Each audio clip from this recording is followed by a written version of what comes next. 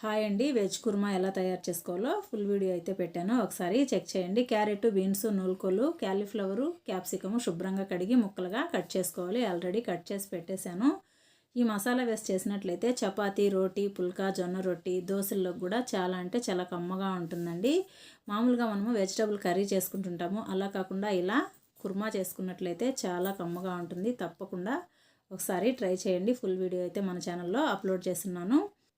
First time ఎవరైనా videos చూస్తున్నట్లయితే please subscribe చేయండి అబ్బా, సపోర్ట్ చేసిన వాళ్ళు అవుతారు. మన ఛానల్లో సబ్స్క్రైబ్ చేయకుండా ఉండేవాళ్ళే ఎక్కువగా వీడియోస్ అయితే చూస్తున్నారు. సబ్స్క్రైబ్ చేసిన వాళ్ళకన్నా చేయకుండా ఉండేవాళ్ళే ఎక్కువ అండి.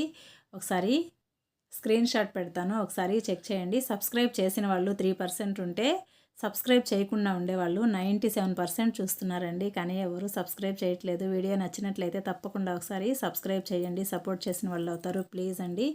మరో మంచి వీడియోతో మేము